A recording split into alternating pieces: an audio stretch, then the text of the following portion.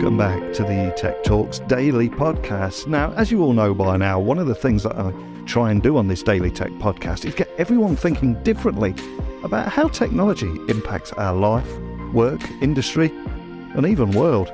And this week, I'm recording the podcast at the X4 Summit by Qualtrics. And today, I'm going to be talking with Rob Swain, the Global COO of KFC. That's right, Global COO of KFC. And today, I want to learn more about how technology and conversational analytics has opened the door to actionable insights, and also learn more about the journey that KFC have been on and how it's enabling their teams to tune into what people are saying wherever they're saying it, and then use it to improve everything from taste to food service and the delivery experience. But we have a lot to get through in an incredibly short amount of time, so buckle up and hold on tight, because I'm going to beam your ears all the way to Salt Lake City in Utah, so you can join me and Rob Swain in taking a look under the hood of the bonnet at KFC to learn more about the tech that brings that KFC experience to life. So, a massive warm welcome to the show. Can you tell the listeners a little about who you are and what you do? I certainly can. So, Rob Swain, I'm the Global Chief Operating Officer for KFC. And essentially what I do is I work with a team of people around the world to make sure that that brilliant brand experience that people get when they go to a KFC is replicated every single time that you go. And I cover both supply chain and operations. Wow, you make it sound incredibly easy. I'm sure it's much harder than that. And on this Daily Tech Podcast, I always try and get people thinking differently about a well-known business or brand and how it's actually being transformed by technology. So if we were to take a peek behind the curtain and to set the scene for today's conversation, especially for every KFC fan listening, can you tell me a little bit more about how technology plays a role in those experiences that they possibly take for granted? Yeah, for sure. I think, look, technology has really been disrupting the restaurant sector overall for the last 5 or 6 years. And that's both in the way that guests experience the brand. So if you think of increasingly digital channels, the way that they want to access us. And that's everything from things like table service or click and collect to delivery aggregators. And then on the restaurant or team member side, there's also been huge amounts of change. And really, teams are saying to us they want easier restaurants to operate. So that's everything from installing what we would call a KDS or a kitchen display screen that helps team members understand what to pack in which order, all the way through to product control systems that help our teams forecast and know what to cook and when. So sort of end to end, every part of either the customer or the team member journey, technology is playing a really important role in helping our teams consistently deliver that beautiful KFC experience. And just to drill a little bit deeper on that, can you tell me a little bit more about how conversational analytics has opened the door to actionable insights, which enable your teams at KFC there to tune into what people are saying, where they're saying it, and use it to improve everything? And by that, I mean from taste, food service, delivery experience, etc. Yeah, I love it. You've done your homework. Yeah. I love it. So let me almost step back and I almost do an hour or a day in the life of a restaurant manager today. One of the things that's really changed over the last 5 to 6 years is the number of channels that we operate. So, you know, when I started with KFC 14 years ago, predominantly we were running drive-through, front counter or takeaway, and then dine-in. And now, as you sort of heard me just speak earlier, you've got, you know, multiple different channels, whether it's delivery or you've got click and collect, table service, quick pickup. And what that means is that there are many more customer journeys. And at the same time, what's happened is there's been an explosion in what we call unstructured data or unsolicited data. So for many organizations, really their listening program, how they think about that guest feedback has really been all around structured data. You know, they ask, they do a survey. And what's happened is with those two shifts of the way that restaurants operate and then the way people give us feedback, is that a restaurant manager now is getting a huge amount of information coming in about what's happening for those different guest experiences. So what we really need, if you want to be a best-in-class experience management vendor, you needed to have invested really deeply into conversational analytics, text analytics, so that what you've got to be able to do is to take all of that data and assign sentiment, tone, emotion to that and put that into one score. So you've got a pure omni-channel view. You have one restaurant score that a restaurant manager and their team can go into and say, how are we performing? And what they're looking for is actionable insight. So in that first example of, you know, 10 years ago with surveys. It's 30 responses. You look at it on a monthly basis. It's directional. And we would know, for example, that a restaurant has got a challenge on taste, for example, and they're delighting people on speed. What we need to know now is that there is a challenge on taste on your drive-through on a Friday between 6 and 7, and it's related, for example, to chicken on the bone. So it's much more specific and actionable because it's taken all of that conversational data, it's ingested all of the information coming in from the contact center, and it's brought it really into one place where the restaurant teams can work on that information.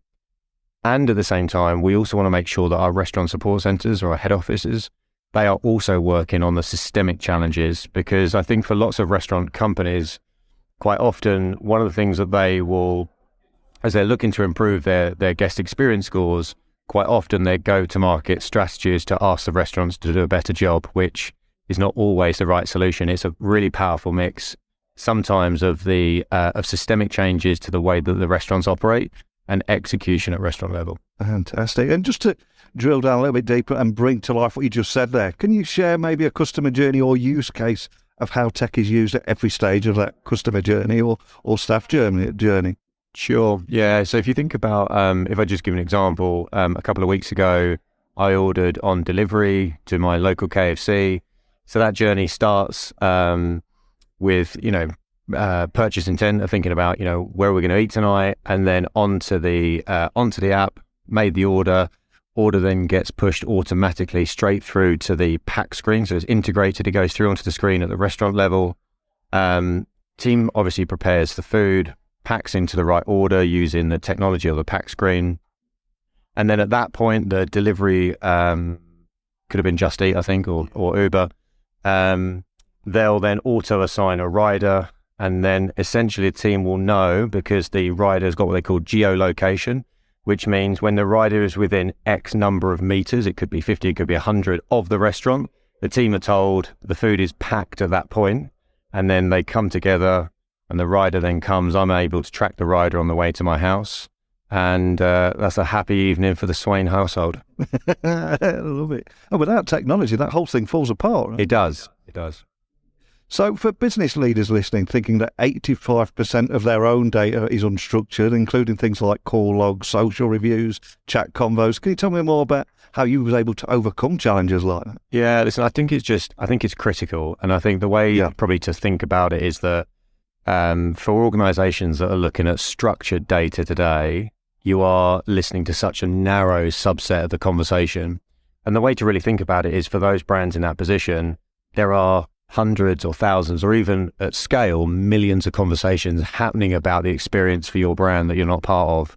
So, and that's just a really difficult position to be in, because if you really want to grow, and when we think about KFC, there's 27,000 restaurants, but actually that's 27,000 individual businesses that are looking to win in their local area, continue to delight guests and ensure they come back. They need to know what people are saying, and therefore both continue to do the things that are going really well, and people come to KFC because they love the food and the experience, but also work on some of the challenges and just making sure that we've got relevant insights.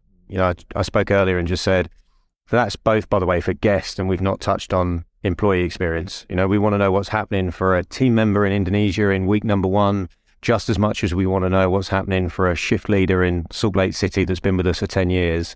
And bringing together the experiences for our teams and what's happening for our guests is really important, because for our, for the restaurant sector, as we've made it much easier for guests to access the brand, more channels, that drives actually, in some cases, more complexity. And then understanding what's happening as a result for our team members is critical for us to really understand where we need to focus as an organization. So on that, is there any stories you can share of how that ability to translate vast amounts of unstructured feedback into something more tangible, just to help direct the wider strategy? I appreciate you probably can't share too much, but is there anything you can on that?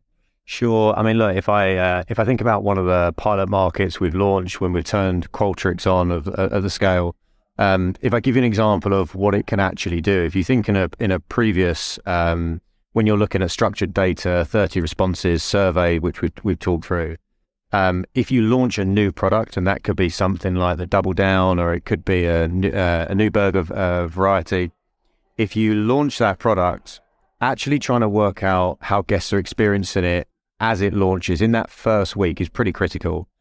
But because restaurants have got 30 responses per month under this sort of structured data, it really takes you something like 6 to 8 weeks to get a clear view of what's actually happening. So for example, if you and I were customers in that market, within that 6 to 8 weeks, we might say, look, I loved it. The taste was incredible, but the temperature wasn't quite right. So there might be something on the packaging we could tweak.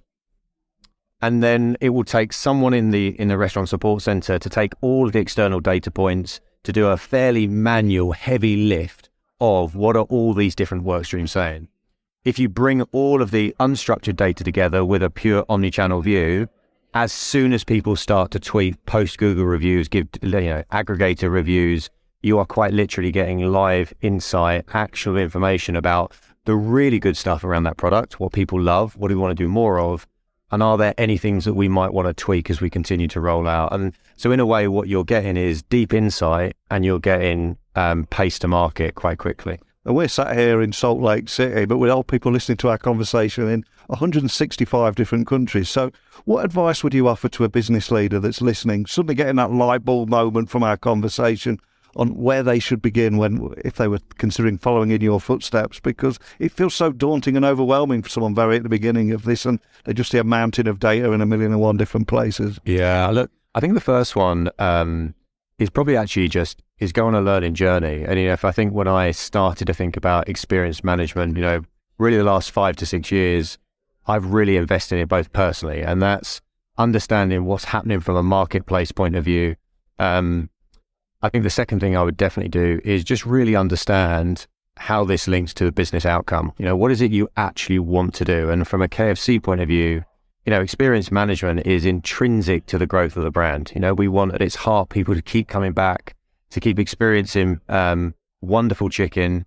So I think once you're very clear about why this is a growth lever for you, the next one really is to start to talk to partners, and that really has been our journey. We started to talk to Qualtrics a couple of years ago, ran an RFP, and now we're in a sort of a long-term multi-year deal. Wow. And I read there was a great stat in the press briefing yesterday. Can you repeat that? That technically KFC is the fastest growing retail brand globally for 2 years running. Is that right?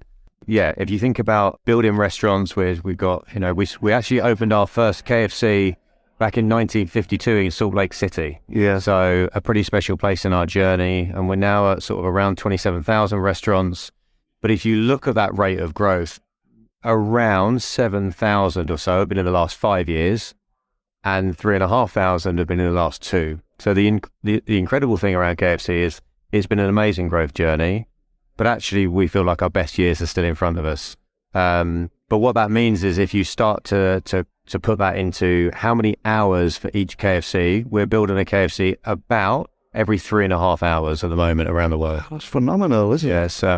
It's a pretty amazing story. So when you're not talking here and you're wandering around the show floor, I've got to ask, what are you most looking forward to at X4? And are there any trends in the conversations you're having or listening to on the show floor? Yeah, I have to be honest, it's probably been the most difficult thing about X4 because when you're both personally passionate about the work and you are interested in learning, one of the challenges of coming to X4 is that there's so much on that there is a complete FOMO of what you're missing out on. So it's actually been a challenge. But if I put it into a couple of buckets, I'm always interested in talking to organizations that are working on the same things as us. So if you think of really driving XM and specifically cross XM, so employee and guest experience across multiple languages, multiple countries at scale, that's of real interest to me because we definitely have got some thoughts and some experience, and we also want to learn from others. I'm really interested in talking to and learning from people that have got really deep functional expertise. I just listened to VJ from EY, and they're really talking about how do you think about and utilize all of this data? Once you've got it all, how do you actually really pull the lever and drive that forward? So yeah, there's honestly quite a lot. So as we're rolling both employee experience out with Qualtrics and we're doing guest experience, that means as I look through the agenda, there's quite a lot of sessions that I'd quite like to get to.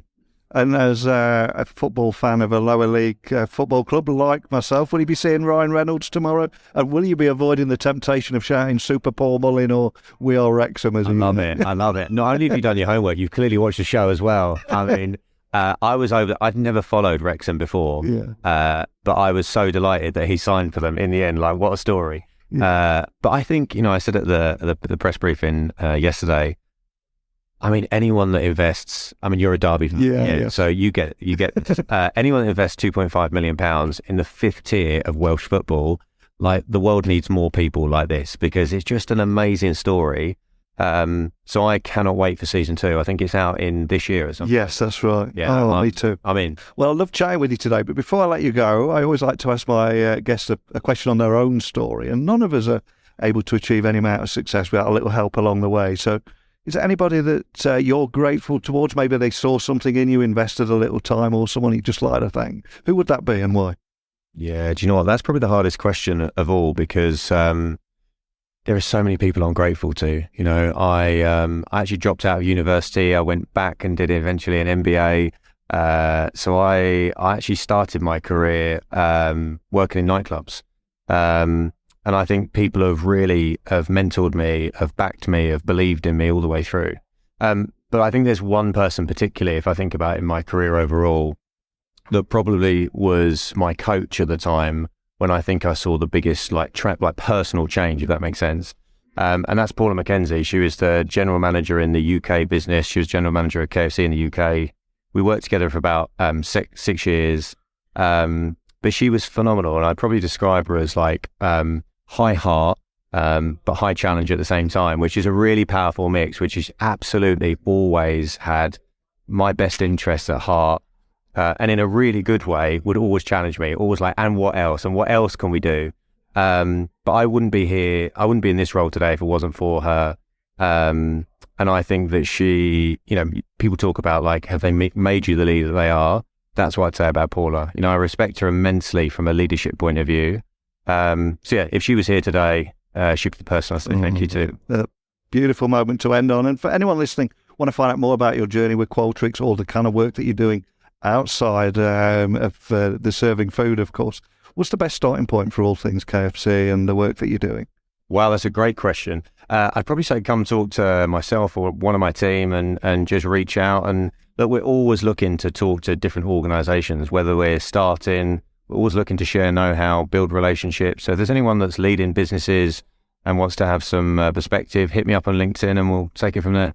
Awesome. Well, I know you're incredibly busy. I've seen you all around, various keynotes, etc., and press briefings, but just a big thank you for taking the time to talk with me today. Thank you so much. Appreciate you. I suspect that every future KFC order that you take will never be the same, and you'll be compelled to tell the person next to you the story about the technology that makes it all possible, conversation analytics and the tech behind the chicken. But be warned, they will just say, dude, be quiet and eat your boneless banquet. Maybe that's the only kind of thing that happens to me. Because I must admit, I am the kind of guy, wherever I go to a concert venue, wherever I go, I'm always looking at the tech behind the scenes, where those wireless arrays are that are giving out the free Wi-Fi. But seriously, what an incredibly cool guy, and someone I could just chat with for hours. But over to you. Did anything that we talk about today resonate with you? Are you on a similar journey, or are you just starting out on this journey? Please, as always, email me, techblogwriter@outlook.com. Connect with me on LinkedIn, Twitter, Instagram, just @NeilC.Hughes. I'm the easiest guy in the world to find. We'll keep this conversation going and maybe even get you on here too. Let's hear about your story. Hopefully you'll join me again tomorrow. I've got another guest lined up for you all tomorrow, but just a big thank you for tuning in today. And until next time, don't be a stranger.